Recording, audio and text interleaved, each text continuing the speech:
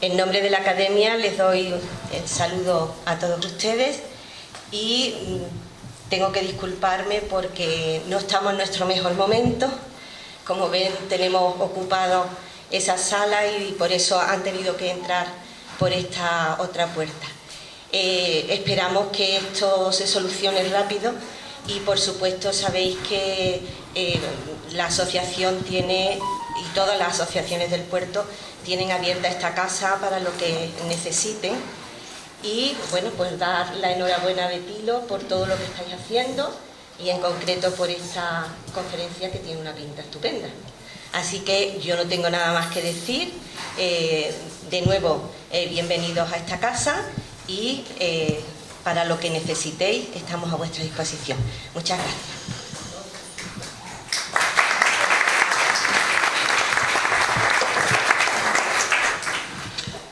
Buenas tardes, bienvenidos y bueno, muchas gracias por vuestra asistencia, vuestra amplia asistencia.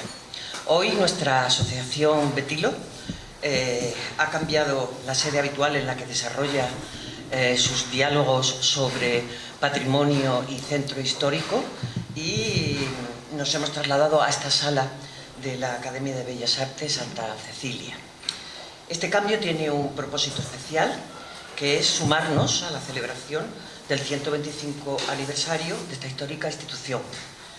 Nuestra más sincera felicitación a todos los académicos, a su presidente, por supuesto, don Luis Garrido, por este aniversario y muchísimas gracias por acogernos en esta longeva sede, que esperamos pronto pueda solventar los problemas estructurales con los que se ha encontrado en los últimos días.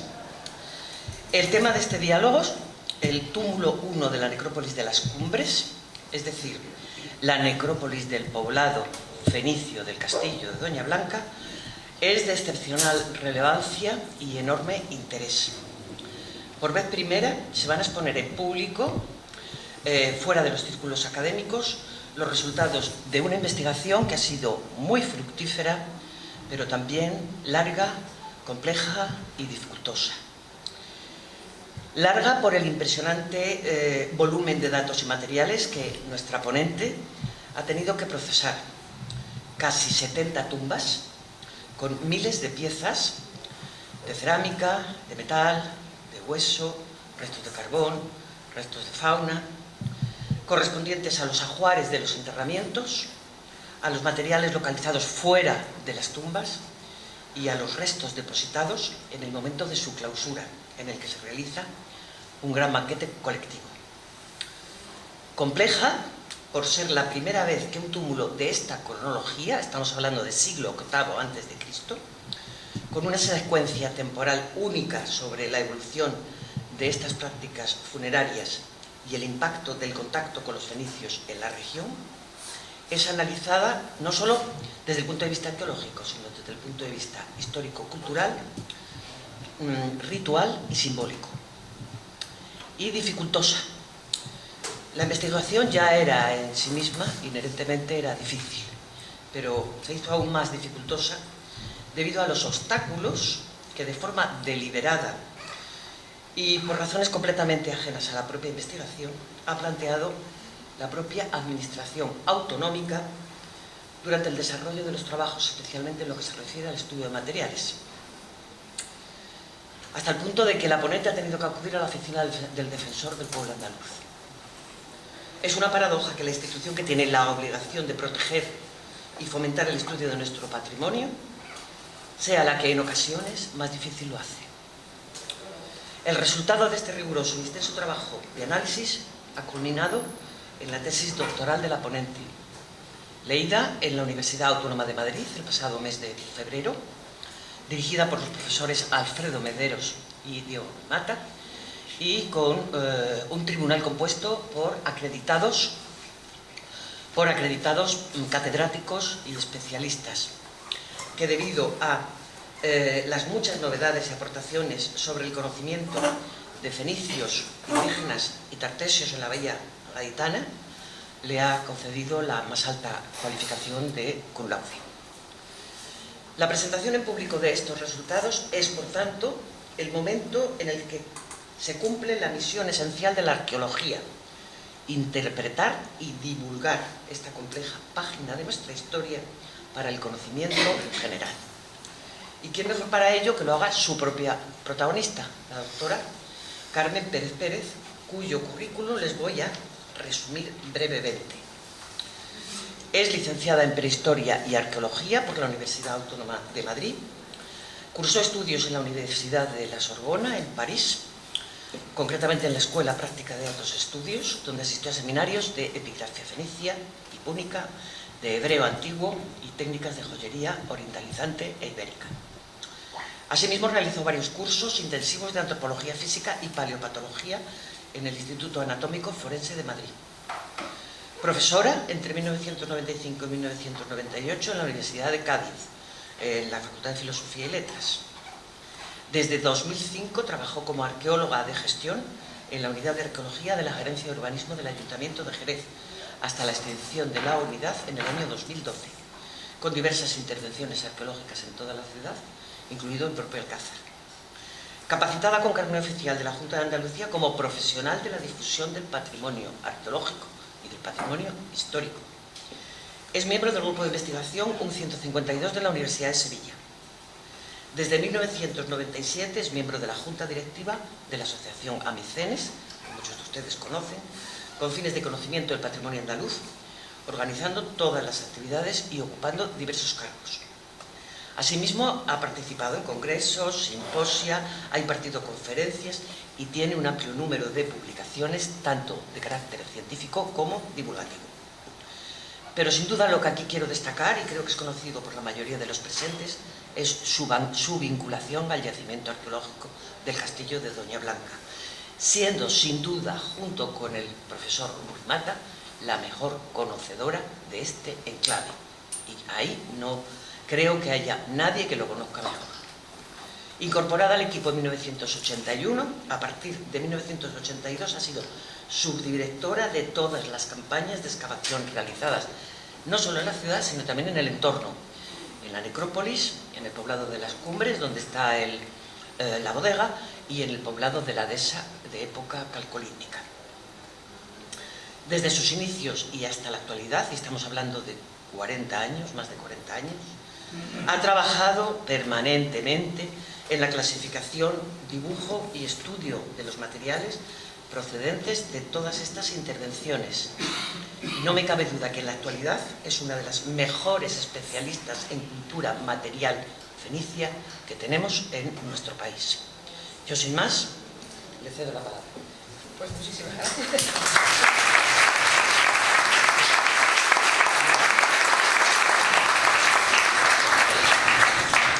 Yo ante todo quiero felicitar también a la Academia por su 125 aniversario, por ser nuestro anfitrión, por querer compartir con nosotros... ¿Qué quieres?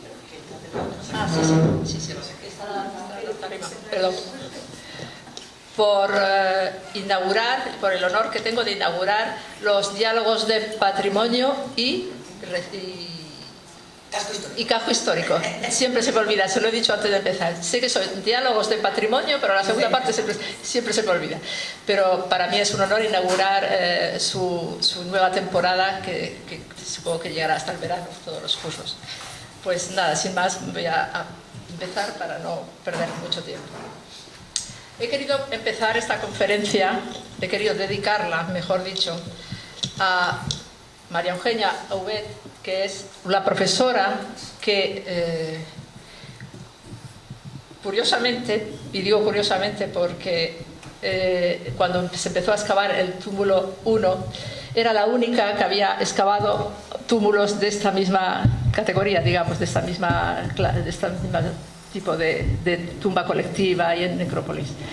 Y esta diapositiva que me encontré me hizo mucha ilusión porque me la encontré un par de meses antes de presentar la tesis, no sabía que existía, y la pude unir al trabajo. Y lo que representa es sobre todo el poder reunir en esta fotografía a una serie de personajes que seguramente será una fotografía que pasará a la historia de la arqueología española. En ella está María Eugenia Aubet, sí, que iba a formar parte de mi tribunal, pero por desgracia falleció justo un año antes de que defendiera mi tesis, porque era la mayor conocedora en España del mundo fenicio. Ella trabajaba en todo el Mediterráneo, era la persona más reconocida a nivel nacional sobre esta especialidad del mundo fenicio. Está el profesor Ruiz Mata, está don Alfonso Sevillano, que fue delegado durante unos años de Cultura, que vivía aquí en el puerto y que muchos conocerán. Está Osvaldo Arteaga, que es también un gran especialista de prehistoria en España. Y sobre todo, la gracia que tiene la diapositiva, que ya lo verán a lo largo de mi explicación, es que ella nos visita y parece sorprendida, está observando el Ustrinum, un Ustrinum que en sus túmulos nunca encontró. En los dos túmulos que ella excavó, el A y el B de Setefilla, que hablaré muy someramente de ellos, pero son las dos únicas tumbas que tienen que son nuestros antecedentes, donde nos podíamos mirar o apoyarnos para cuando empezamos a excavar este túmulo. Me hace gracia porque la expresión que tiene como de sorpresa, como diciendo, es posible que yo no supiera ver que tenía también un Ustrinum, es decir, ahora os explicaré lo que realmente es un Ustrinum. Perdonen porque a veces utilizamos términos que damos por sobreentendido que se conocen, pero yo comprendo que eso es un error. El Ustrinum es el quemadero central donde se incineraban todos los... Es el centro del túmulo donde se quemaban todos los individuos.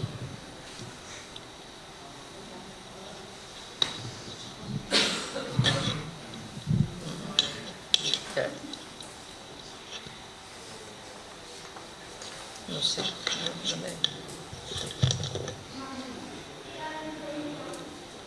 ahora sí.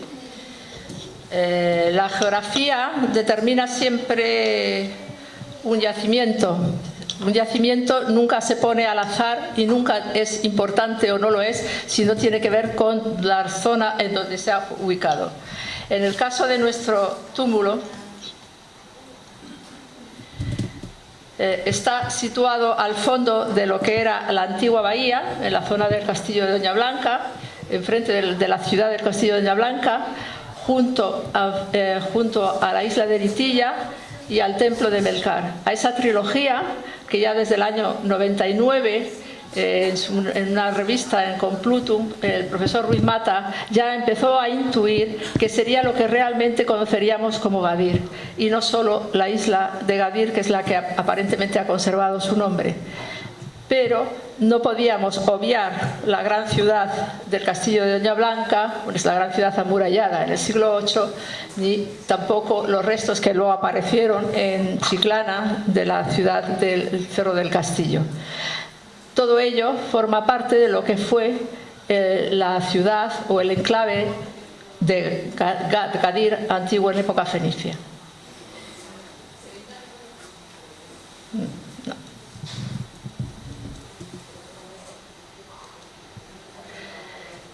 También tenemos que tener en cuenta en qué lugar, dentro de lo que es el paisaje tartésico, se enclava el túmulo de Doña Blanca, del castillo de Doña Blanca. Esta es toda el área de la bahía que antes hemos descrito, con los tres puntos, Gades, el templo de Melcar y la ciudad fenicia, junto a lo que sería la gran entrada al gran valle del Guadalquivir, lo que sería el Lacus Ligustinus, la depresión del Guadalquivir. Esta es la gran vía de penetración al interior de todas las civilizaciones. Diríamos que sería nuestro gran Nilo, nuestro gran río, por donde entraron las grandes civilizaciones en época protohistórica e incluso desde la prehistoria. Aquí encontramos los yacimientos, por supuesto, de Carmona y de Setefilla. Este es el lugar donde cuando empezamos, y donde seguimos, por cierto, porque no han salido más túmulos de esta índole, donde teníamos la única referencia, el único parecido, el único antecedente a nuestro túmulo. Esto está al lado de Lora del Río, cerca de un río que desemboca, que es un afluente también del Guadalquivir, muy al interior. Esta es la zona de los Alcores, que luego explicaré. que es una zona muy poblada en época fenicia y en toda la protohistoria. Aquí tenemos la zona Sevilla con el Carambolo enfrente, el gran santuario fenicio del Carambolo, y por supuesto por lo que tenemos realmente el nacimiento de Gadir, que es toda la zona minera la minera de Huelva, de Tejada la Vieja, Río Tinto, Aznalcóllar. Tenemos constancia por analíticas que nuestros metales y nuestros productos metalíferos venían seguramente de la zona de Aznalcóllar. Tenemos, por supuesto, en la otra cara del estero, donde está Lebrija, Mesas de Asta, las Cabezas de San Juan, donde hay una necrópolis, aunque mal excavada y con dificultades, que también pertenece a la fase 1 de nuestro túmulo. Pero, en fin, estamos claramente en la entrada de lo que será la gran vía de entrada de culturas y de la orientalización hacia el interior de la península. Por supuesto, dando lugar a lo que será el espacio de Tartesos. Esto realmente es lo que podríamos llamar Tarteso de forma genuina y nada más.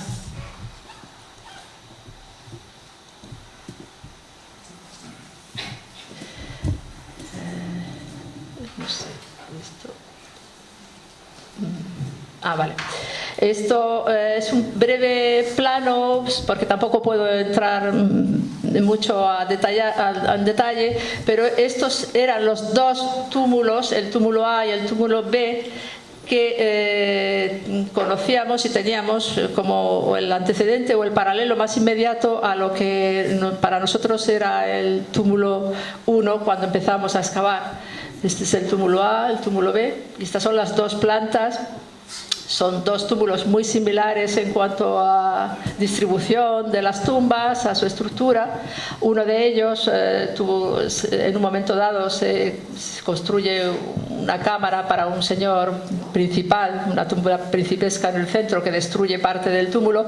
En fin, una serie de datos, pero que no quiero entrar ahora porque tenemos tanto que contar de nuestro túmulo que no quiero. Solo que sepáis que el único precedente o paralelo más similar que tenemos, aunque tenemos también muchas diferencias, están aquí en Setefilla, en Lora del Río. Entre Lora del Río y Doña Blanca no hay absolutamente nada más para poder comparar ni para poder cotejar. Estos son los Alcores, una zona muy poblada del fondo del estuario del Guadalquivir. En los Alcores están un montón de poblados y necrópolis de época fenicia, por eso los he querido poner.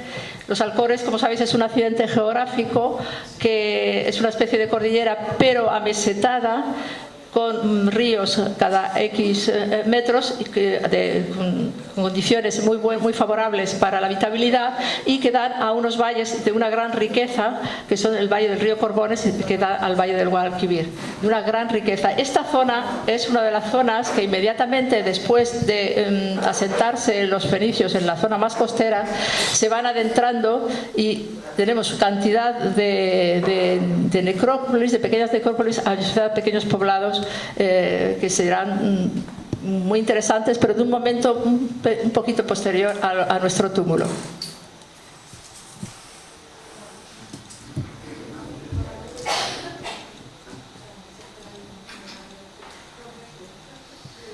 ¿Cómo puedo poner esta? Quiero esta. Esto.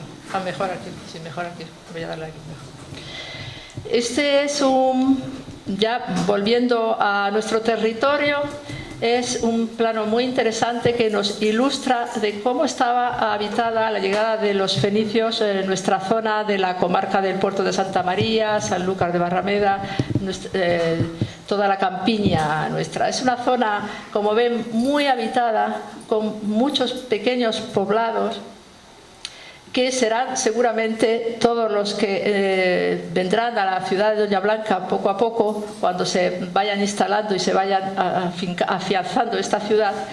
Y seguramente, puesto que tampoco conocemos esto es una hipótesis, pero seguramente será, tampoco conocemos necrópolis, posiblemente también participen en cierto modo de la necrópolis de Doña Blanca por su extensión.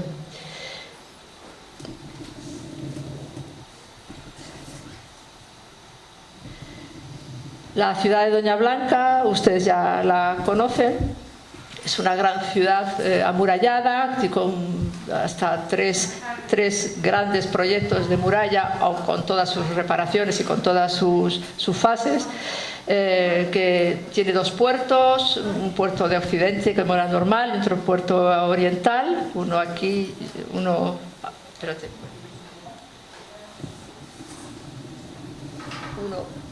seguramente aquí destruido, y este puerto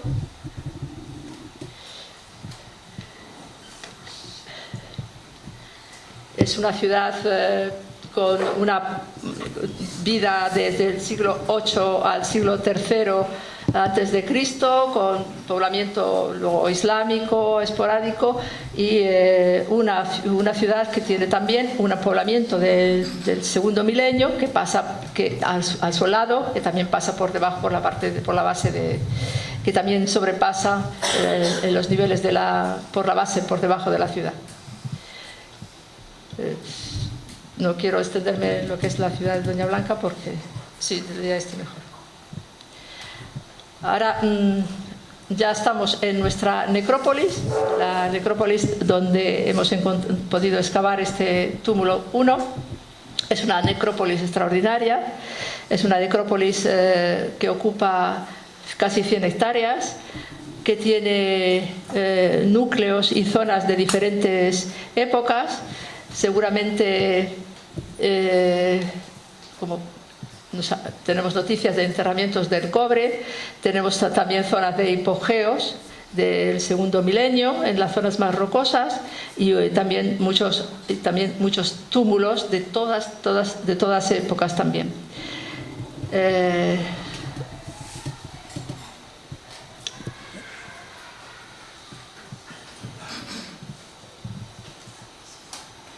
Esta fotografía de la necrópolis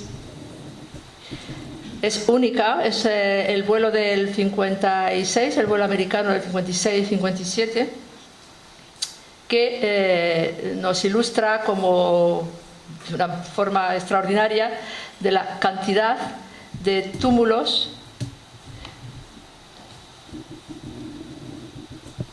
todos estos puntitos que veis ahí, que tienen que ser túmulos de gran tamaño, puesto que con una fotografía aérea los estamos viendo. Ten en cuenta que cuando se ha pateado el terreno también hay muchos túmulos pequeñitos, muy pequeños, más bien que pueden ser seguramente individuales.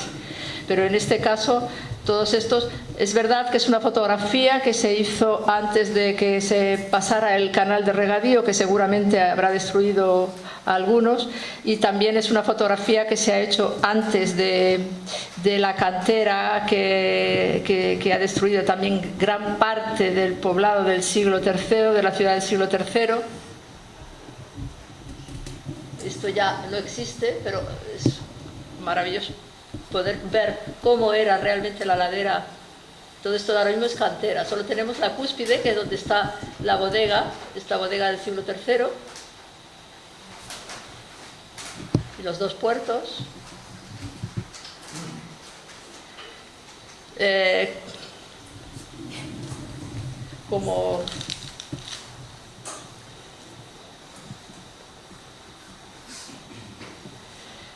Y aquí tenemos ya pues una visión más cercana con todos los túmulos que entonces pudimos prospectar. Este es el túmulo ya excavado, el túmulo 1 ya excavado, el túmulo 2, el túmulo 3, que tiene debajo un hipogeo, el hipogeo número 1, que también lo estudiaremos y publicaremos. Y este es el túmulo 1 y el túmulo 2. Me gustaría decir que, puesto que tenemos aquí en la sala a Juan José López Amador, que fue uno de los descubridores de la necrópolis, porque pasada la campaña 81 y 79 y 81, el profesor Ruiz Mata lógicamente buscaba la necrópolis porque tenía que estar cerca. La tradición siempre hablaba de que las necrópolis estaban al otro lado de un río, cosa que no siempre se daba, pero bueno, es lo que se tenía entendido por entonces, que las necrópolis estaban siempre al otro lado de un río, entre la ciudad y el río. Y la verdad es que el río nos pillaba bastante lejos, la necrópolis, puesto que tenemos la bahía, la antigua bahía por medio, y no parecía muy práctico. Pero ellos, él y Juan José y Juan Ignacio Delgado, Nani, estuvieron prospectando la zona. Y me contaba Diego que de una forma casual, cuando empezó a llover, ¿no, Juan José? Tú que estás ahí, que empezó a llover y se refugiaron en lo que luego fue el hipogeo número 2, ¿no? Este hipogeo. Porque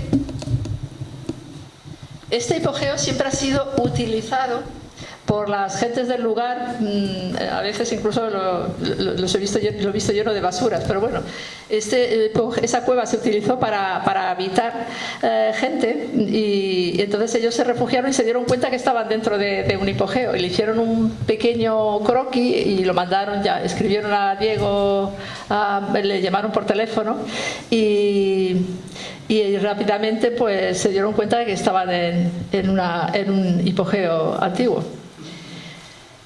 El túmulo 1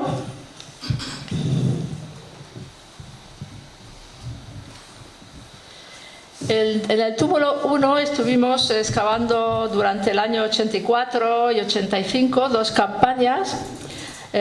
Fueron muchos alumnos de entonces de la Universidad Autónoma de Madrid.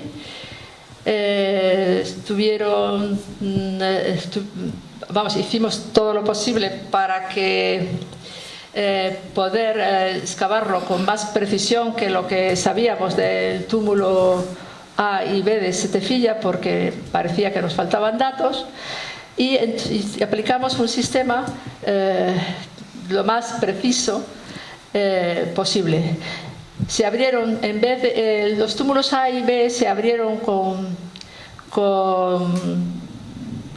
cuartos, una especie de cuartos, como si fueran cuartos de una tarta, para entendernos, con dos testigos cruzados, pero en este caso lo que hicimos fue dividir mucho más el espacio.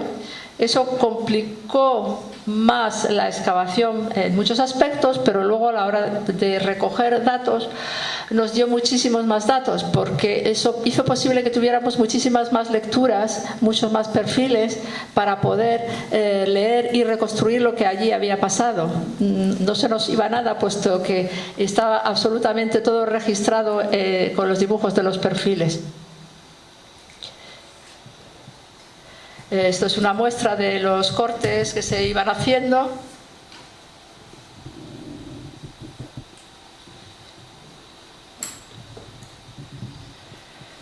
Esto es, digamos que un plano con todos los cortes que se hicieron y las denominaciones, y en este caso también se colocaron como los números que están aquí son los números de los perfiles para identificar su localización.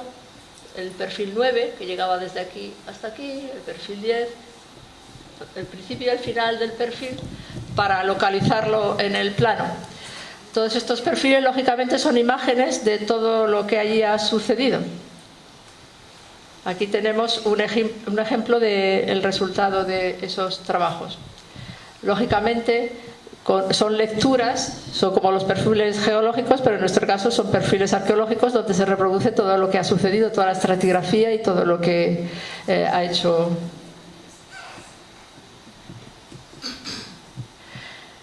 También localizamos una serie de piedras que sí teníamos un paralelo en los túmulos A y B de Setefilla, que nos podían delimitar el espacio. Son unas piedras que aparentemente no se ponen con ningún cuidado, pero sí es verdad que están delimitando lo que será luego el espacio sagrado del túmulo. Esto también sucede en el túmulo A y en el túmulo B de Setefilla.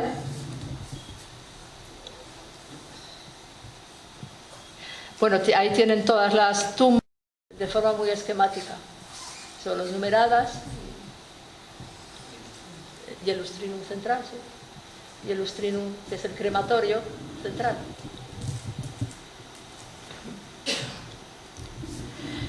Esto, entonces no había drones, son fotografías aéreas que se hicieron una vez terminada la excavación, donde se ve perfectamente, se reproduce donde estaban las tumbas y el cuadro que es donde excavamos. Este cuadro era aproximadamente, el túmulo tenía unas medidas de unos 20 por 21 metros, unos 420 metros cuadrados, la tumba colectiva, son la media tumba colectiva, y tenía más o menos unos 1,80 de altura, aproximadamente de altura media.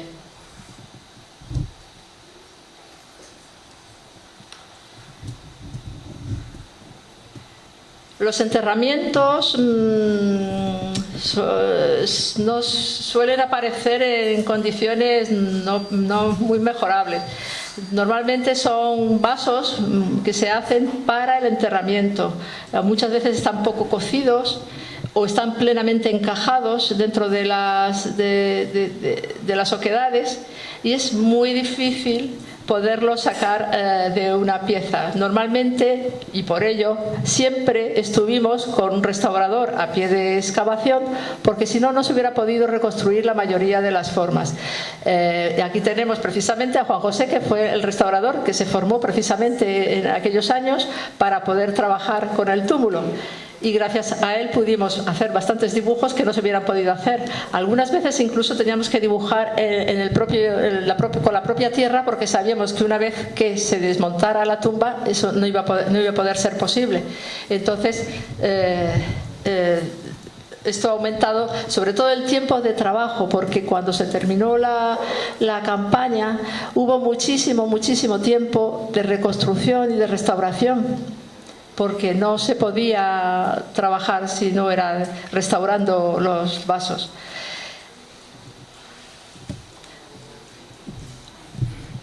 No.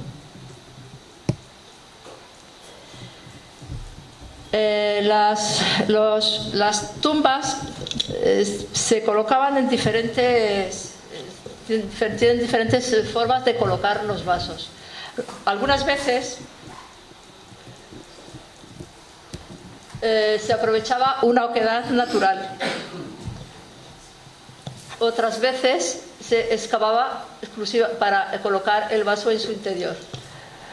Alguna vez también se excavaba solamente un poco para encajar el vaso, para que no se tumbara. Normalmente las fases más antiguas, la fase más antigua del túmulo, se excavaba en la roca. Es la técnica empleada para colocar el vaso cinerario. Luego tenemos también los vasos que se colocan dentro de unas capas para que se sujetaran, unas rocas trituradas, roca ya descompuesta, o incluso sobre la roca sin ningún tipo de aditamento, pero calzado con la base, con piedras, para que estos se sujetaran. Luego también hay tumbas que ya se colocan una vez que ya la historia del túmulo está avanzada y que cortan niveles anteriores, porque son más modernos y se introducen aunque son de la necrópolis de base, pero se hacen en un momento en que ya se ha empezado a cerrar el túmulo, y entonces cortan niveles más antiguos. En este caso está sobre unas capas de arcilla, y para que se sujete el vaso se le hace un muro, y en este caso pues vemos perfectamente cómo un vaso de una fase más moderna pues rompe un vaso anterior de una fase más antigua que está dentro de la roca. Básicamente se colocan en estos tipos de enterramientos, excavados en la roca o aprovechando oquedades naturales. Esto que están viendo son el tipo de cubiertas. El túmulo no tiene una riqueza extraordinaria de formas de depositar y de cubrir los enterramientos. No son uniformes. Hay muchísimas formas de cubrirlos. A veces solamente se señalan con un aro de piedra, otras veces se pone un círculo macizo de piedra encima, otras veces se colocan incluso un pequeño túmulo de arcillas o de margas, otras veces se meten dentro de unas cubetas de arcilla o de margas también. Y esto es lo que hemos querido representar en este plano. Todos los tipos de cubriciones de estos túmulos. Incluso aquí, por ejemplo, este túmulo, que es un túmulo de margas amarillas, pues recubre 2 tumbas. En este caso es una cubeta de margas verdosas que se instala sobre otros dos tumbas anteriores. En este caso también tenemos una cubierta de margas verdosas aquí también. En fin, son diferentes. En esta diapositiva recojo todo lo que es la tipología de los vasos que contienen las cenizas. Hay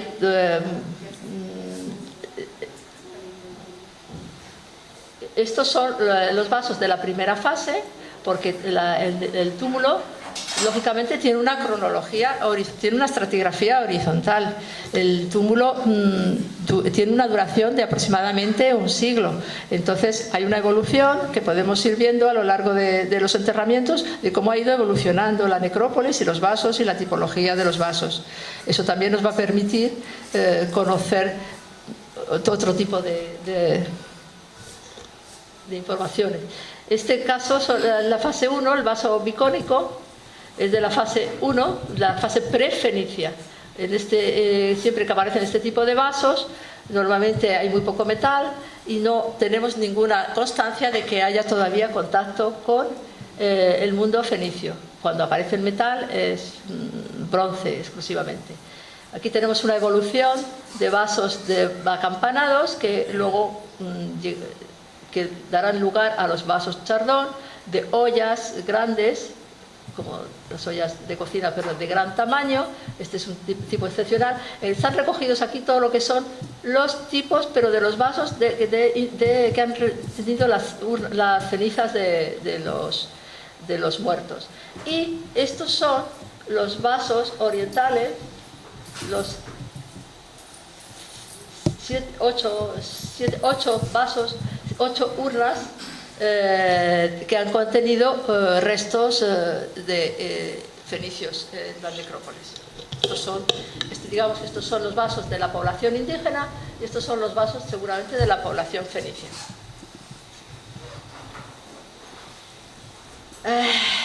Cada tumba en el túmulo tiene algo especial y como son muchísimas no podemos ir tumba por tumba viendo las características de cada tumba. De hecho, os quiero poner algunos ejemplos. El túmulo está desde el principio, desde sus comienzos, lleno de ritos. Todo está hiperritualizado. O sea, es un mundo sagrado en el que todo forma parte del rito de la simbología y de la religiosidad. ¿Dónde se realizan los ritos en los enterramientos? Pues depende. Tenemos tumbas que se realizan debajo. Se queman perfumes y se realizan ritos de libación debajo del túmulo, como este es del enterramiento, como este es el caso de este. Todo lo que tenemos de quema perfumes y de vasos relacionados con el ritual de enterramiento, porque claro, se coloca debajo y el vaso se coloca encima. En este caso tenemos un ritual antes, incluso sobre el enterramiento, como es este caso, antes incluso de que aparezca el enterramiento, que aparecerá debajo. Aquí tenemos pues un soporte, una botellita y un cuenco. Este es un tipo de enterramiento que tiene incluso un lugar excepcional, un lugar especial para hacer el ritual, y se dejan ahí depositadas las botellitas, que eran unas botellitas de alabastro, por cierto, de una factura preciosa, y el enterramiento se coloca en esta cubeta y los elementos del ritual se dejan aquí. Pero vamos, ya les digo que son ejemplos, ¿eh? Cómo se dejan, hemos visto dónde se realizan los rituales, debajo, a un lado o encima, y en este caso es cómo se colocan los objetos del ritual del enterramiento.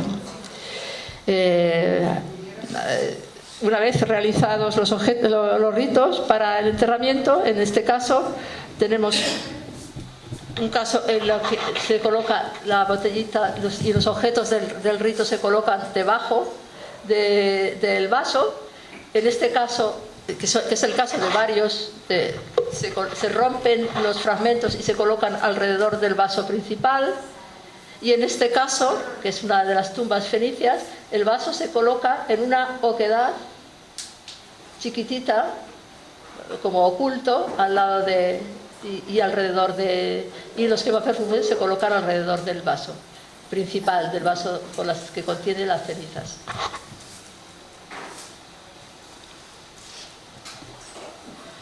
Un elemento principal y desconocido hasta que empezamos a excavar el túmulo es el lustrinum central, que es donde se realiza la cremación de los vasos. Nos llamó la atención el rebaje que tenía el túmulo en la parte superior, porque normalmente este rebaje responde a unas fosas de saqueo, porque normalmente eso nos está diciendo que debe de haber tumbas en la necrópolis y en las proximidades, o que conocían tumbas que, digamos, habría algún elemento principal de valor en el centro. Es verdad que en la necrópolis hemos visto alguna zona que tiene también algún túmulo con cámara de mampostería que recuerda al de Setefilla, y donde estaba enterrado un personaje principal. Esto no solo lo hacen intentan una vez llegar al centro, sino que lo hacen en varias ocasiones, perforando lo que es el lustrinum de cremación. Este espacio es un espacio que también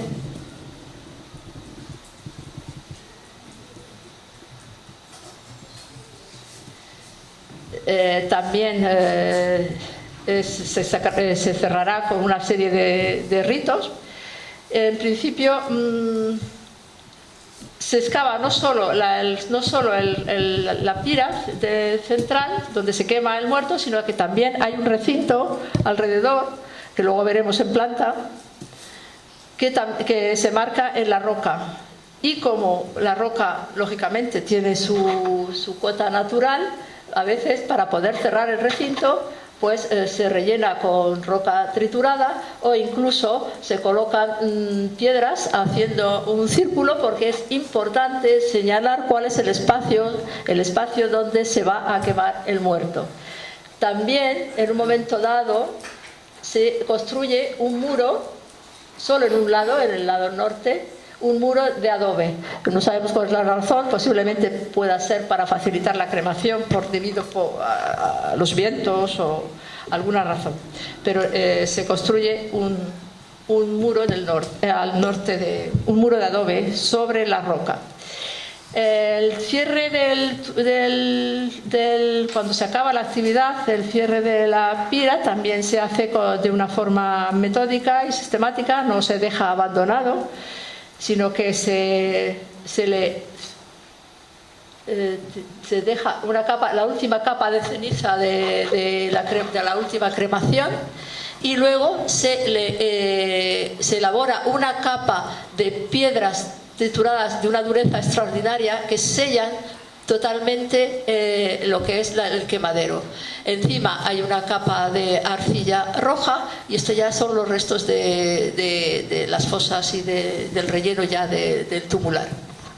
Pero en todo caso está claro que cuando se cierra el túmulo también se cierra el lustrinum de alguna manera intencionada y con algún tipo de ritual.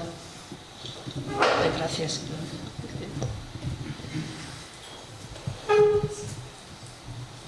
Como os decía, en este túmulo todo está ritualizado y nada es casual.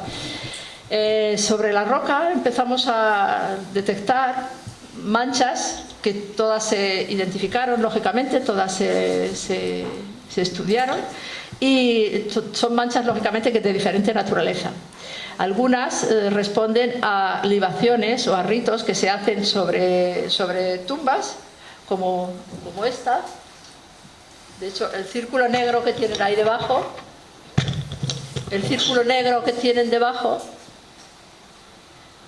es porque estos son tumbas que están debajo de las manchas, porque son preexistentes. Estos círculos negros es porque son tumbas que sí están cubiertas por las manchas.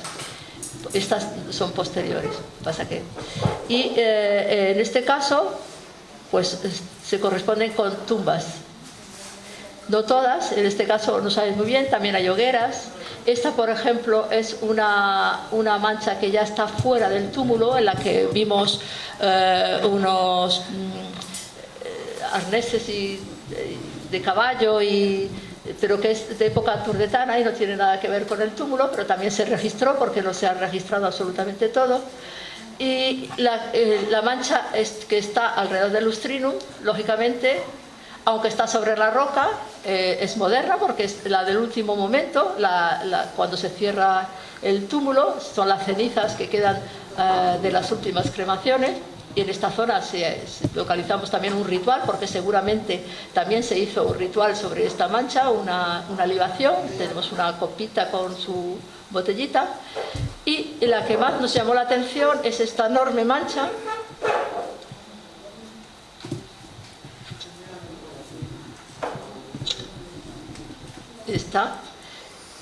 que seguramente será la misma, pero no la hemos podido unir debido a que aquí, en esta zona, donde luego se va a acumular una serie de tumbas, ha habido mucha remoción y nunca tuve la seguridad de poder unir esta mancha por lo revuelto que estaban los materiales en esta zona, ¿no? Por la cantidad de tumbas una al lado de la otra. No obstante, es muy llamativa, porque esta mancha de cenizas contenía cantidad de materiales. Como podéis ver, hemos hecho, gracias a nuestro sistema, pues no lo he dicho antes, de sistema de coordenadas, con lo que podíamos situar en el espacio cualquier hallazgo, porque cada vez que teníamos un hallazgo de una cerámica con algún tipo de forma o interesante, se localizaba con sus coordenadas X, Y y incluso cotas también de profundidad. ¿Para qué? Para luego poder reconstruir, por ejemplo, estas manchas. Porque si no lo hubiéramos hecho, incluso, como luego veremos, los rituales de la cubierta no hubiéramos podido descubrir que eran rituales de la cubierta.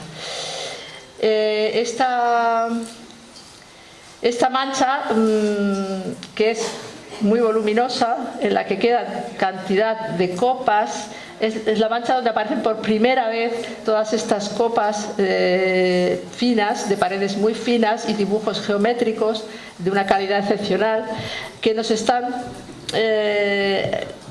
diciendo que están empezando a entrar unos ritos que vienen de fuera, que son orientales, y que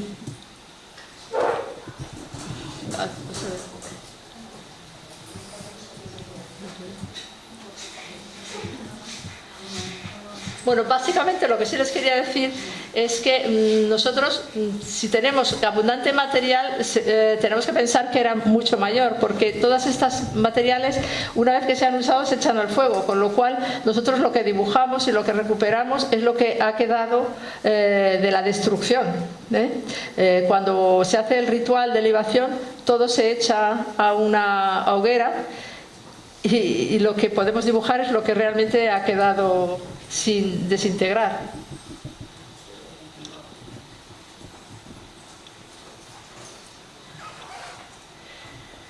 Aparte de las manchas sobre la roca, también hemos encontrado ofrendas indistintamente sin estar realmente, que no hemos podido nunca unir ni asociar a ninguna tumba. Son ofrendas, como en este caso es una olla cortada intencionadamente y colocada en la roca. La A es una quijada, pues supongo que no la podrán ver bien, es una quijada de un herbívoro que estaba maxilar inferior, colocado en la roca. La B es una pátera de gobe rojo de Atorno, Fenicia, que tenía dentro una cazuela y colocada también intencionadamente, y suponemos que son ofrendas para algún tipo de rito que también desconocemos. Y como ya les digo, todo el espacio está continuamente ritualizado.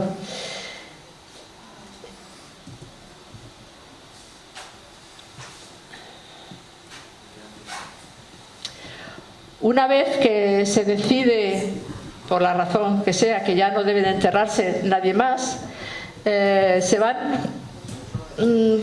tapando los enterramientos con suelos de arcillas muy depuradas que recuerdan los suelos de los poblados de la ciudad fenicia. Sobre estos suelos se celebran ritos y tenemos otra vez libaciones y ritos diversos. Incluso, me voy para atrás,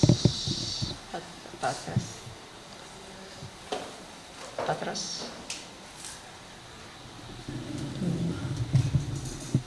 No, para adelante, para adelante.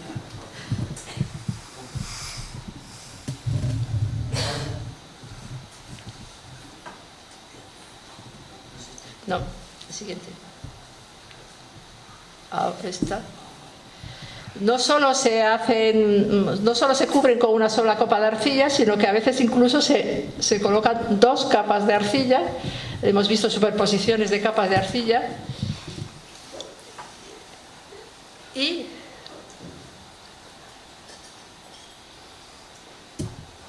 entre ellas normalmente también hay capas de cal blanca. No sé. Aquí. Aquí tenemos, lo hemos llamado fase 1 a todas las que están más cerca, digamos, sobre los enterramientos directamente, y fase 2 a todas las que están encima de otras capas de arcilla anteriores.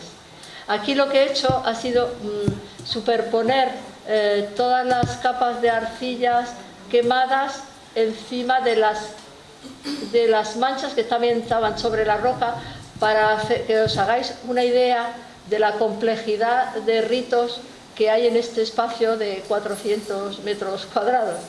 Esto que tenemos aquí, que tiene un trato especial, ahora lo veremos, es el área que ocupa un túmulo interior que se va generando a partir del enterramiento de un personaje que seguramente debe ser un personaje principal. Esto que veis aquí son los límites de estas capas de arcilla roja, porque tenéis que imaginaros que todo está rojo. Lo que yo he dibujado, lo que he enumerado, son las zonas que están quemadas, son las zonas donde se han celebrado los rituales, pero las capas de arcilla roja llegan hasta aquí. Suelen coincidir con aquel plano que os puse, con aquellas piedras que estaban delimitando el espacio del túmulo, porque normalmente suelen llegar hasta esas piedras, porque es realmente lo que va a delimitar lo que luego se va a cubrir con el túmulo, con la cubierta tumular.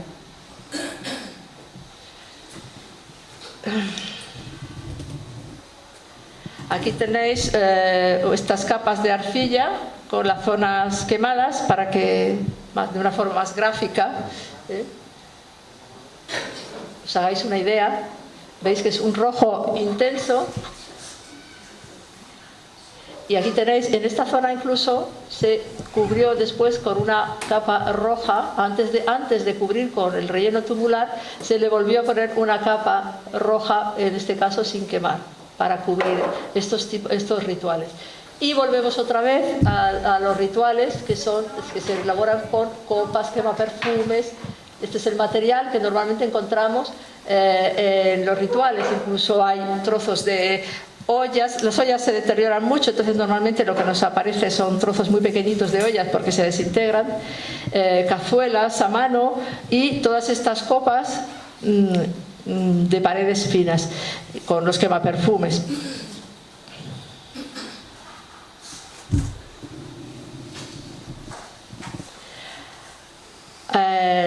También sobre estas capas de arcillas rojas tenemos estructuras de arcillas, cal, algunas verdosas, como es el caso de la número 13, que incluso está encalada, que la verdad es que se nos escapa el sentido de cuál es la razón de su existencia.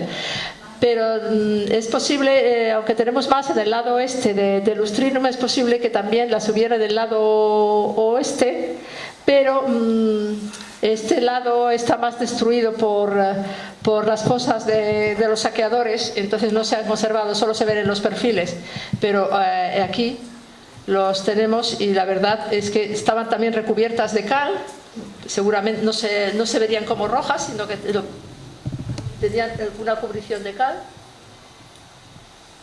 y la verdad es que no tengo ni idea de para qué eran esas capas de cal. Sigo. Esas copas, que son excepcionales y únicas, merecen una pequeña apartado. Como veis, son capas son prácticamente del espesor del metal. Yo pienso que están como imitando a veces copas metálicas y tienen unas decoraciones geométricas espléndidas, y os puedo decir que yo creo que están hechas a molde, porque es imposible con esa finura hacerlas a mano. Aquí tenemos, como veis, alguna que conserva la decoración, porque por el tema de que se queman es difícil, pero tenemos bastantes que conservan la decoración.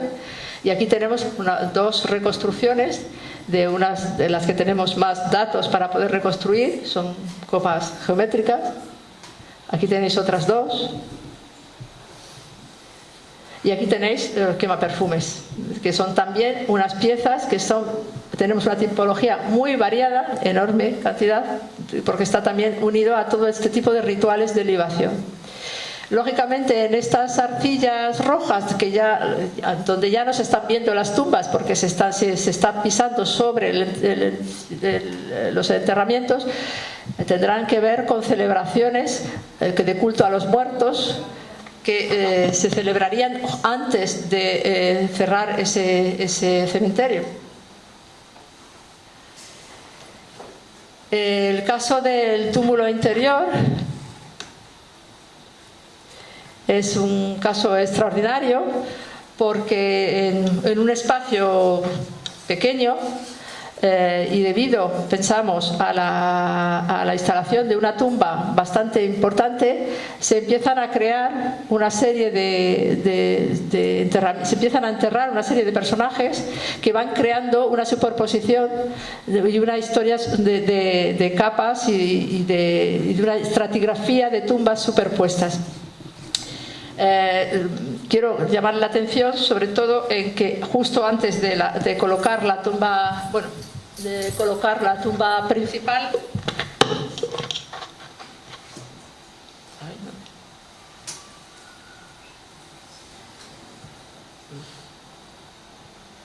¿esto sale? No, es que no sale. Es que no. Se ha acabado la pila. Bueno, pues se hace una libación y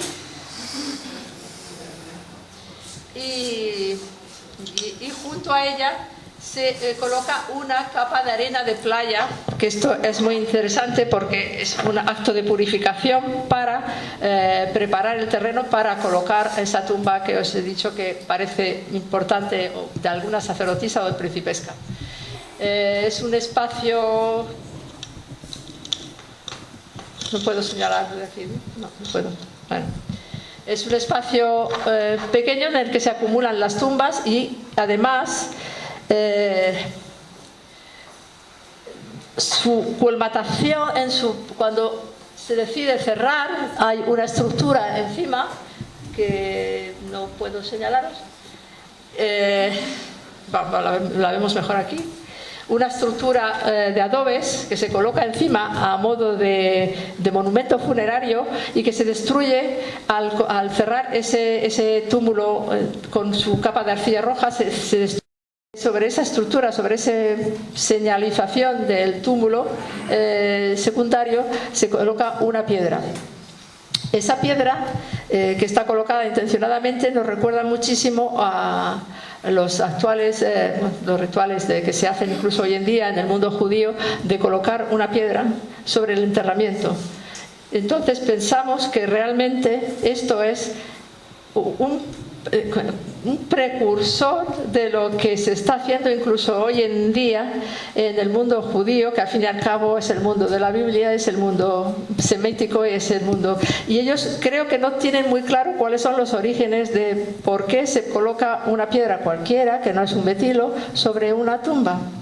En este caso está colocado además sobre, digamos, el cipo o el monumento que estaba señalizando que allí había un túmulo interior. Este túmulo interior tiene una aglomeración mayor de tumbas fenicias, lo cual quiere decir que seguramente, aunque estamos dentro de... ¿Ya está arreglado? Otras piedras. Pues estupendo. Ay, qué bien, qué bien, qué bien. Esta piedra está colocada justo encima de esta estructura de adobes y ladrillos que se coloca señalizando esta zona del túmulo, este interior, justo antes de cerrar con arcilla roja también. Y estamos con la simbología del rojo, que tiene mucho que ver con el más allá, con la vida eterna, con la sangre y con el mundo funerario, lógicamente. No quiero adelantar porque... queda lugar a ese túmulo, que es curioso porque es una población que está incorporada dentro del túmulo principal, pero que al mismo tiempo está ahí aparte, como guardando las distancias. O sea, estamos integrados en la sociedad indígena, pero tenemos nuestro lugar, no un gueto, pero sí nuestro lugar especial. La tumba que da lugar a que de pronto un montón de gente se entierre alrededor es esta que están viendo ahora ustedes. Y cómo empieza a aparecer, porque aunque antes no lo pude señalar, vamos atrás.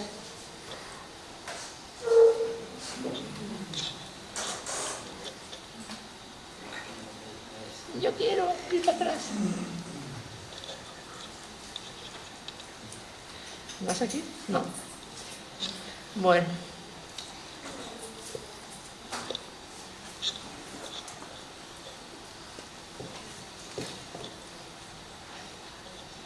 Sí, con el cursor, con este sí se puede ir para atrás.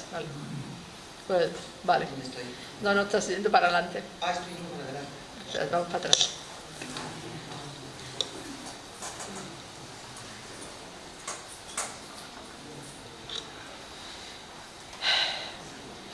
Esta tumba tiene su ritual sobre la tumba antes de aparecer,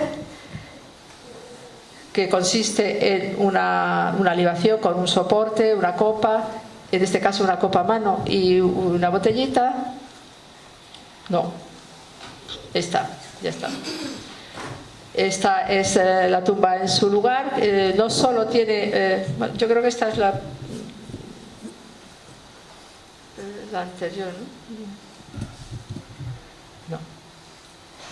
Sí, esta es la siguiente.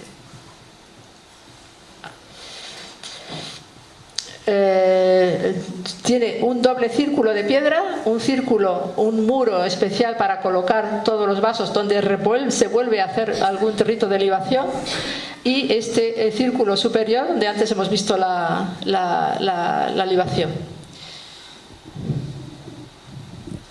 El ajuar de la tumba con vasos de alabastro. Aquí se nos reproduce la doble urna, la urna ocupada y la urna rota, que sin huesos, que también este esquema de doble urna lo tenemos en Oriente, o sea que realmente es un personaje fenicio venido de Oriente.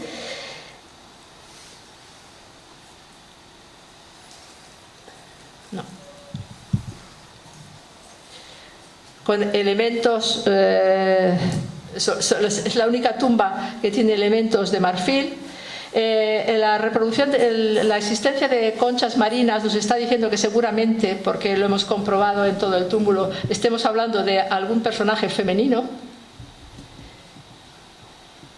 Este túmulo interior, como os decía, está lleno de ritos, continuamente, es donde hay mayor acumulación de ritos de libación. Tenemos el que se hace justo debajo, que es tan espectacular que en su principio, durante la excavación, se creyó que era una tumba y se le puso el número 25 como si fuera una tumba. Se ejecuta el rito con los quemaperfumes, la botella, la copa, se deja en las cenizas. Después de haber hecho el rito de libación, se rompe y se dejan las cenizas, pero además se le hace un túmulo de piedras y además se le recubre de cal y margas blancas. O sea, se le hace un túmulo especial para cubrir esta libación. Está aquí entre las tumbas. Esta es la tumba especial, se hace sobre la mancha esta grande que antes os dije que estaba sobre la roca, llena de libaciones también. Estos son otros dos ejemplos de libaciones, una que se hacen, esto es el espacio, digamos, la delimitación de ese túmulo especial, una libación que se hace aquí junto a la tumba 19, que es esta, con su copa, su botellita, sus copas, digamos, y sus botellitas, y se coloca cuidadosamente, y esta es otra libación que también se hace a diferentes alturas, porque claro, el túmulo sí tiene una estratigrafía bastante potente. Otra libación que se hace en este lugar, en la que incluso hemos visto una botellita bastante especial en cuanto a procedencia, seguramente sarda, con una ánfora posiblemente sarda también, y en fin, todos los elementos en esta mancha se hace también la libación.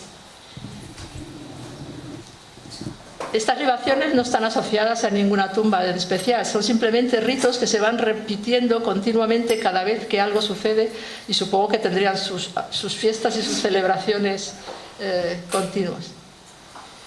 El proceso de aculturación e integración es lo más importante que nos ha podido dar toda esta información. Gracias a toda la información que tenemos de los ritos y los vasos y cómo se van introduciendo todos los rituales orientales, hemos podido hacer un mapa de evolución y de cómo se ha producido la aculturación en la población indígena.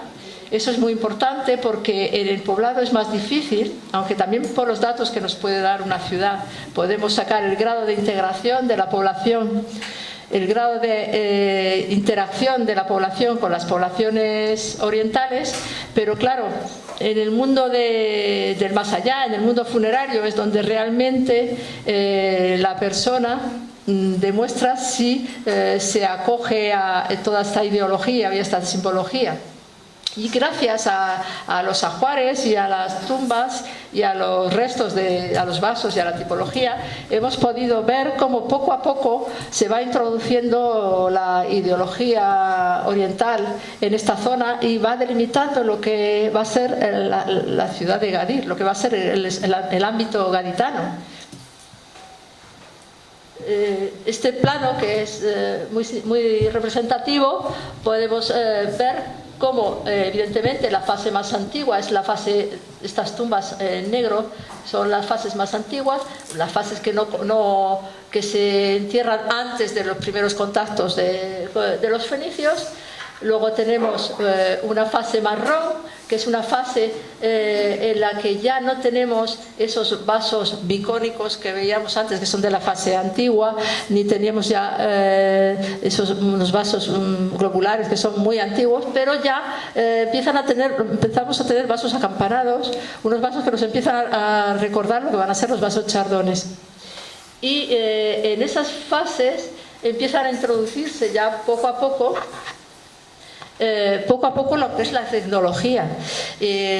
Toda la fase 1 solo teníamos restos de muy poco metal dentro de las tumbas son muy pobres en cuanto a ajuar, tienen muy poquito metal, pero siempre es bronce, y Estamos hablando de la fase 1, que es la que os estaba diciendo ahora. Esta es la fase antigua. Está algo dispersa, pero sobre todo localizada en el sureste del túmulo. Aquí tenéis unos ejemplos de estas tumbas. Estas tumbas suelen tener muy poco metal y suelen tener o un vaso bicónico o un vaso globular, una copa pequeña, muy pequeña, que no tiene nada que ver con las copas que hemos visto en los rituales fenicios, que son de paredes finas, que son más grandes de volumen, que son para beber seguramente otro tipo de bebida.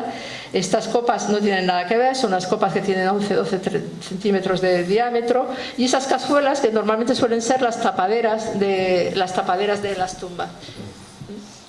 En este caso hay algo muy llamativo que nos llamó la atención, que son estos trocitos de metal que no son casuales porque aparecen en varias tumbas de esta época, y hemos llegado a la conclusión entre los huesos de que esto no son cosas que se han destruido y que quedan ahí, porque casi todas tienen 2,5 centímetros, 3 centímetros de largo, y seguramente hemos pensado que pudieran tener incluso algún valor, como algún aspecto premonital quizás.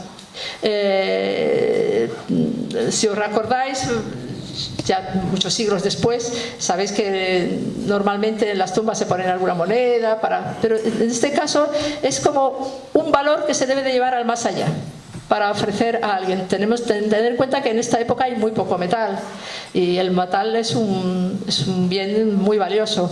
Y es curioso porque son varias las tumbas que tienen esos trocitos de metal informe de 2,5, 3 centímetros. Además es que tienen una medida. Entonces, por eso pueden ser algún valor premonetal.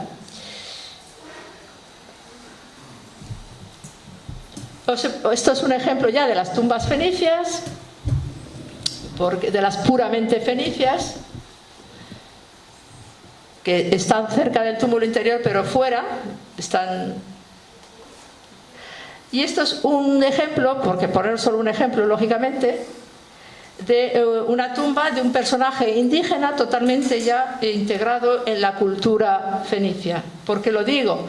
Porque no solo sabemos que es un personaje indígena, el vaso principal es un vaso a mano, un vaso acampanado, un vaso achardonado, y la serie de piezas también lo son. Pero además este señor, que además es un señor, sabemos que es un señor por el estudio de los huesos, un señor adulto ya maduro, posee también muchas riquezas, y esas riquezas las tiene que demostrar y se las lleva al más allá. Posee varios cuchillos de hierro, posee varios afiladores para afilarlos, posee también una botellita chipriota que está diciendo que ha habido un rito de libación, posee también un plato fenicio, de un cuenco bícromo fenicio, de tipo llamado después campillo.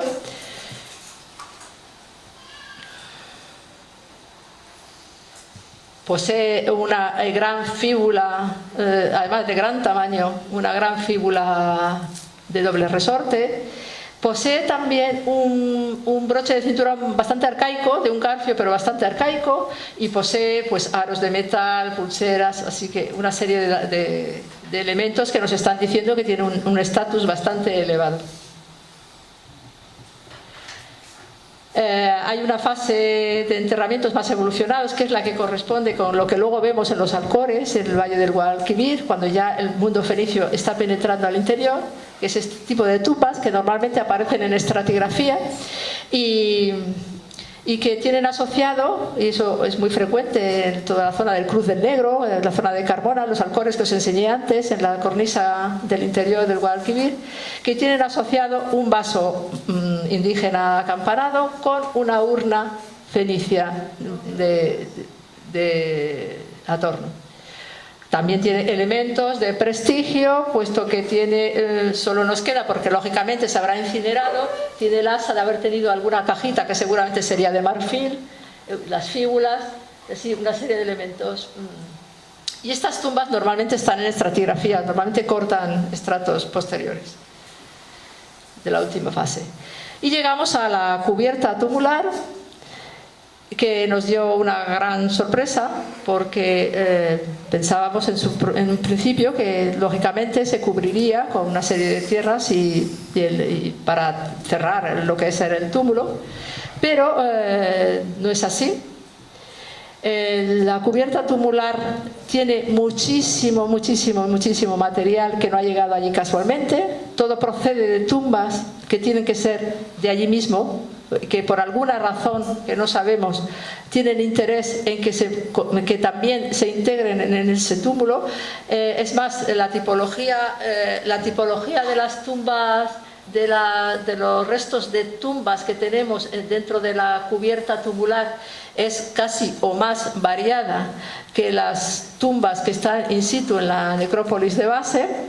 También hay, en este caso tenemos hasta el único chardón a torno que tenemos, que en la zona de Estefilla sí son muy frecuentes, lo tenemos aquí, y también tenemos urnas cruz en negro.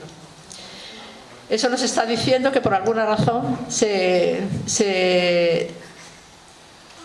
incluye en esa cubierta tubular una parte de la necrópolis que está allí mismo y que por alguna razón debe de estar incluida en esa cubierta.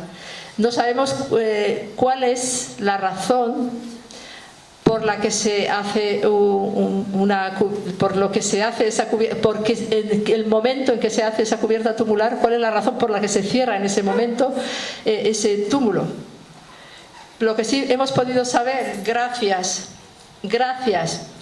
a que hemos hecho este sistema que os decía de coordenadas, que son hasta 2.500 fragmentos, se han situado en su lugar gracias a las coordenadas, hemos podido reconstruir cómo estaban vertidos los elementos en la cubierta, y eso nos ha permitido saber que había áreas donde había una acumulación de vasos que formaban parte de un ritual, de un cerramiento, de un banquete ritual que se vierte en un lugar específico de la cubierta.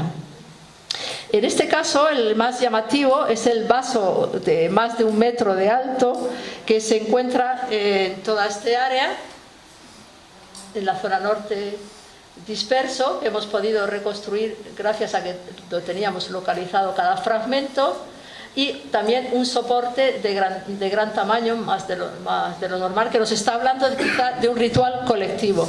Lógicamente, ese vaso tan grande tiene que contener comida o bebida para una gran cantidad de personas que participan de ese banquete para cerrar ese cementerio, ese túmulo.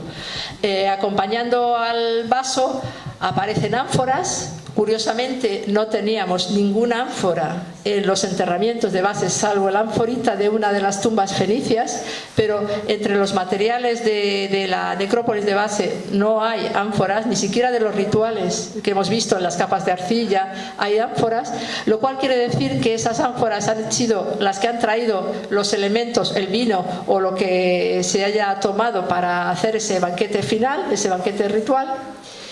Hay oinocoes que no teníamos tampoco, oinocoes de engobe rojo, que son muy frecuentes en el poblado, pero que aquí no teníamos.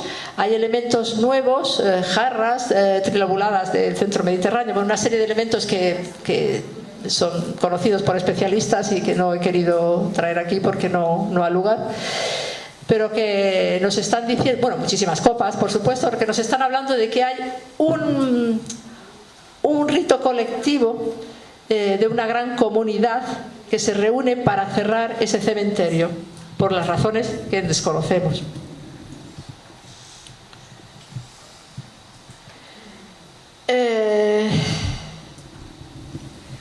Aquí vienen resumidas todas las aportaciones que han tenido este túmulo. Un poco mayor, no puedo. ¿Se puede leer?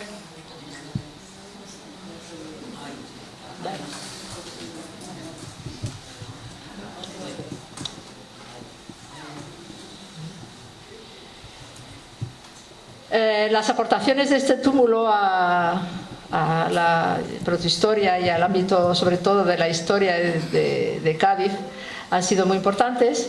gracias a que se ha excavado, como se dice aquí, con una minuciosidad muy especial para poder reconstruir todas esas manchas y todos esos ritos.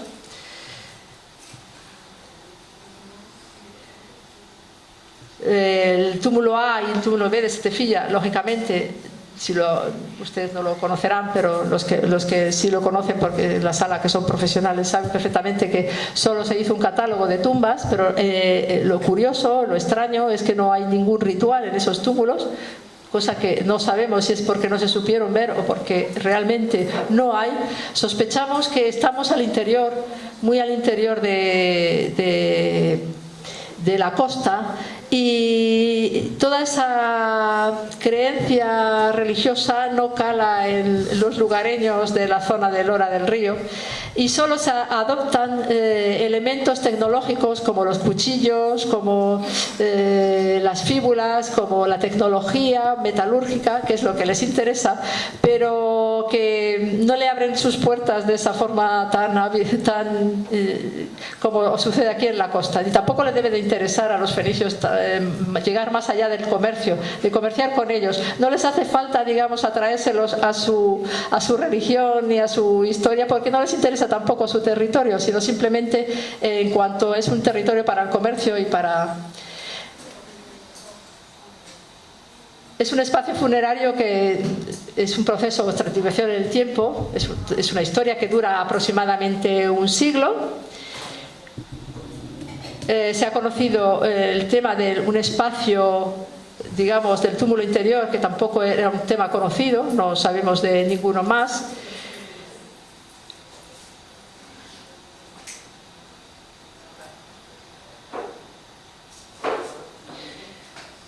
Bueno, ya lo hemos comentado, que es un organismo funerario vivo que está con una actividad grandísima a lo largo de toda su vida. Es que he puesto unas pinceladas muy pequeñas porque es que son ritos continuos, libaciones continuas, que gracias a la minuciosidad vamos a poder publicar en el libro, y en el libro podrán ver tumba por tumba y todos esos ritos tan interesantes, pero lógicamente aquí solo se han dado unas pinceladas porque es imposible, pero...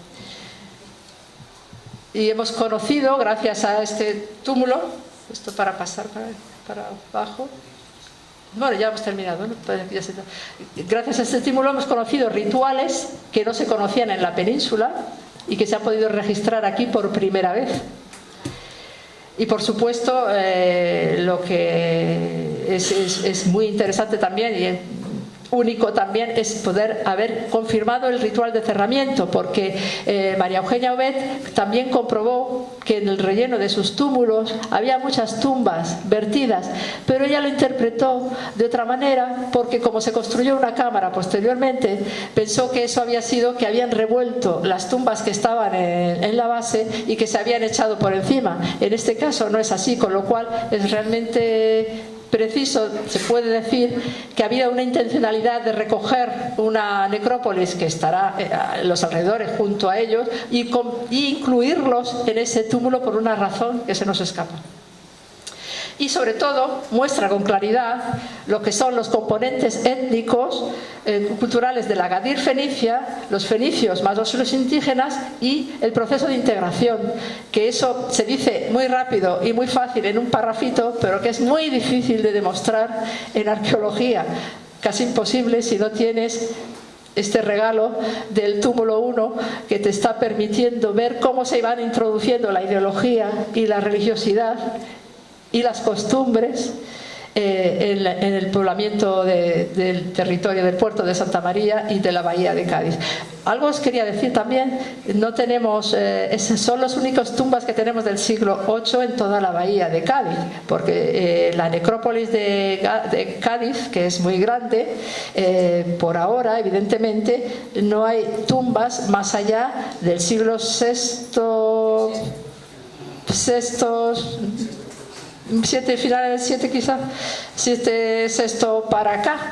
En Cádiz no tenemos tumbas del siglo VIII, no sabemos la razón, supuestamente también hay una pequeña población del siglo VIII, pero no tenemos enterramientos del siglo VIII.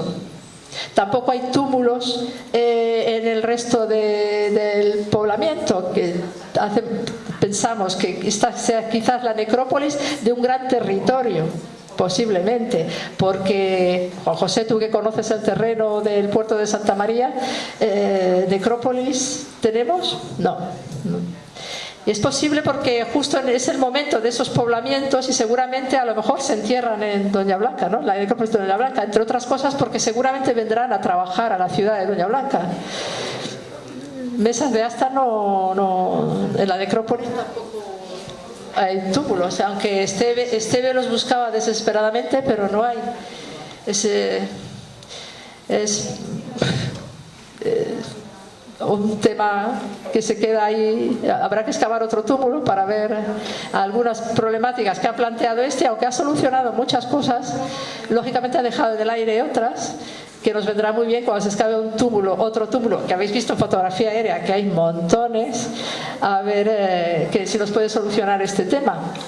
Y luego pues el tema del túmulo en sí, claro, que no es algo frecuente, no existen en este periodo de tiempo. Y nada más, no tengo, si tenéis alguna duda o... Ya os digo que es un tema muy complejo y resumirlo me ha resultado muy difícil porque no sabía realmente de eso.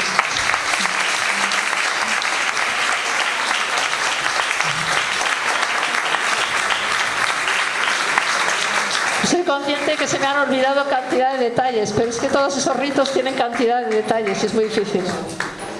¿Nos podría hablar un poquito de la cronología, por lo menos cuándo comienza el entierramiento? ¿Anterior al octavo, el túmulo? El túmulo sí, es de fines del noveno. Es de fines del noveno. Esa fase prefenicia, esa fase vicónica es... ¿Se clausura aproximadamente? ¿Perdón? ¿Se clausura? Y se clausura a finales del siglo VIII, no más allá. No más allá. Y otra cosita, ¿es costumbre fenicia enterrarse en túmulo o aparte lo de Tefilla y Pues tampoco. El problema de Oriente es que las necrópolis están muy mal excavadas. Parece ser, tenemos noticias de que hay una necrópolis tumular en algún lugar. Realmente Tiro, que es en teoría debería ser donde reflejarnos, pues no tiene necrópolis tumular. Las tumbas se excavan en la arena de la playa, que es la necrópolis de Albás, y no hay ninguna con alguna señalización, algún monolito, pero no hay túmulos tampoco, y tampoco crematorios. Los crematorios, los únicos que tenemos, el lustrinum que tenemos está en Acif, que es un crematorio muy especial, pero es muy diferente al nuestro, pero podríamos decir que es el único paralelo que tenemos en Oriente de un crematorio central dentro de lo que es la necrópolis. Esas necrópolis lógicamente en algún lugar se tendrían que cremar, pero en este caso nuestro crematorio tiene un lugar central, y esto no ocurre en otras necrópolis ni de Levante ni de incineración de aquí. Los campos de urnas no conocemos dónde se cremaban. Entonces, el túmulo es prefenicio y los fenicios después se entierran dentro de un túmulo indígena. Sí, bueno, tienen interés, se incorporan, por eso se incorporan, digamos, al enterramiento comunal fenicio, indígena. Pero hay un grupo de fenicios que sí tienen interés en construir su propio túmulo y lo hacen alrededor de una tumba principal. Pero también hay tres tumbas fenicias que están fuera de ese túmulo principal, que están incorporadas dentro de lo que es el túmulo indígena. Sí, pero están ocupando una zona que estaba previamente... Una zona marginal, pero una zona bastante marginal. Supone que casa en necrópolis indígena previa Sí. a la colonización fría, ¿no? Sí. Sí, Diego.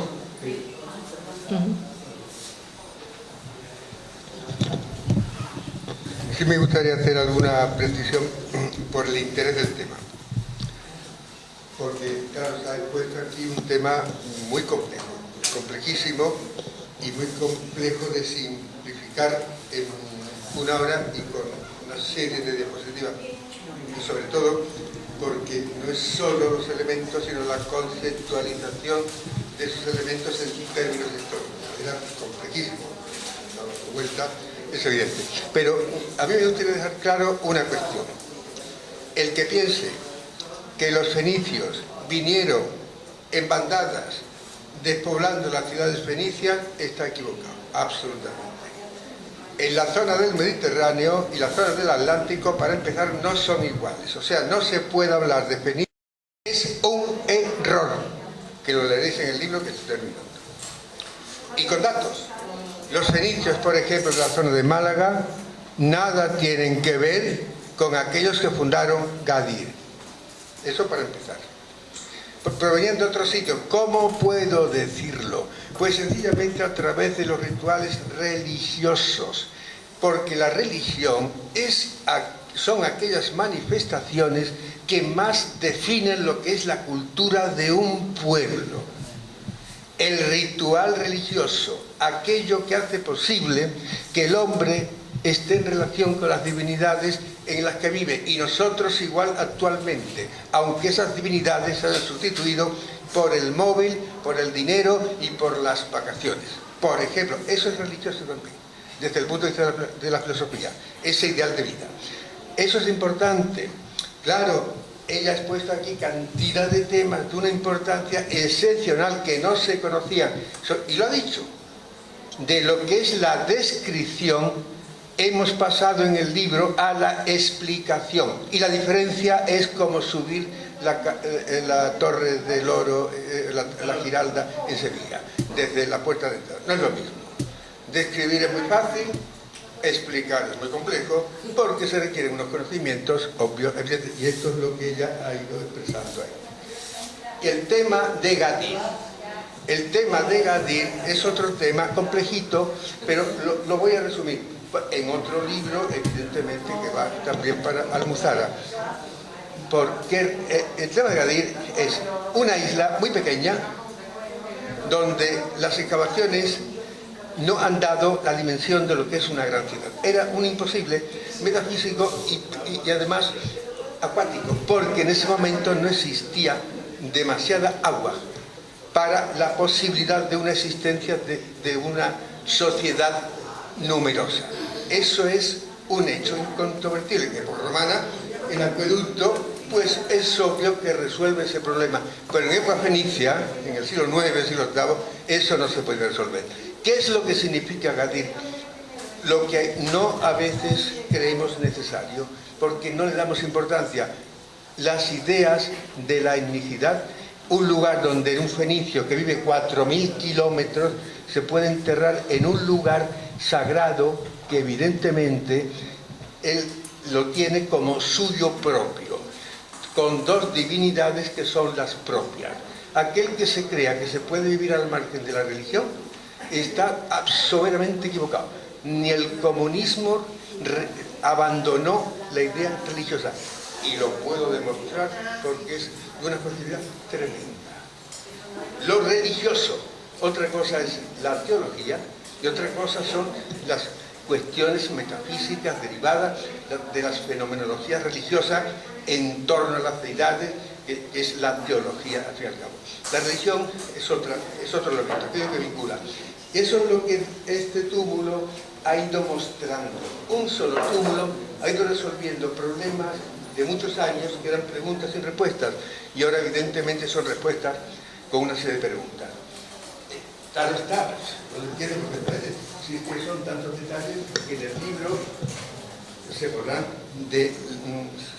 leer con detalle. Y otra cuestión, los heridos que llegaron a Cádiz, yo calculo que no sobrepasarían unos 200, 150, 200, no muchos más. Traían cultura material, tecnología, no muchos más fueron los primeros barcos Américas, y por tanto no nos llama la atención este tipo de cuestiones, porque lo importante es llevar con consistencia lo que es la tecnología, lo que son unas fórmulas de producción y sobre todo el control de la navegación para un comercio exterior que antes no existía, y eso es importantísimo, fundamental, clave, fundamental. Pero claro, el vivir en una ciudad, como es el caso de Doña Blanca, y es su gran importancia, es que es una ciudad de 6 o 7 hectáreas, calculamos unos 1000 y pico de habitantes, tiene una gran población indígena, sí, como mano de obra, evidentemente. Es que una ciudad sin mano de obra no se puede construir, y los cientos fenicios, muchos de ellos dedicados a cuestiones estrictamente tecnológicas, estrictamente religiosas, estrictamente productivas y estrictamente comerciales, obviamente eso no lo podían cubrir. Y eso es lo que se demuestra en ese túmulo, al hablar de tumbas fenicias y de tumbas tal. Una integración. Estamos hablando de integración. ¿Qué es de integración? Pues aquellos sistemas que se adoptan en una cultura y que la cambian. Por ejemplo, cuando los españoles llegan a América, ¿qué idioma estaban oyendo hablar? Estamos hablando de Cuzco, estamos hablando de otra serie de elementos, evidentemente su propia cultura. ¿Había templos religiosos? No. ¿Se hablaba español? No. ¿Se vivía al forma europeo? No. ¿Cómo se vivió después? Al modo del siglo XVI, XVIII. Eso es un proceso de integración. Y eso es lo que aquí sucedió por parte de la población indígena. Los fenicios, obviamente, provenientes de un lugar mucho culto, con tecnologías adecuadas y sobre todo con unos sistemas religiosos. La religión responde a dos preguntas: a la seguridad del hombre ante el mundo que él no puede explicar. ¿Quién en ese momento explicaba una tormenta? ¿Quién explicaba una lana? ¿Quién explicaba un viento? ¿Quién lo explicaba todo como un castigo? ¿Quién explicaba la muerte? Eso lo explica la religión. ¿Cómo? Con la confianza. ¿Cómo? Con los ritos. ¿Cómo? Pues sencillamente dando confianza al hombre. No diré de una existencia en otra vida, porque eso es una cuestión cristiana. Yo no sé si los fenicios creían en otro mundo, seguramente que no. Pero eso es una cuestión, evidentemente, judía, cristiana. Y no se puede separar. Aquí tenemos el judaísmo, porque el que lo haga es que no tiene idea de cómo nació. Eso puede empezar. Exactamente.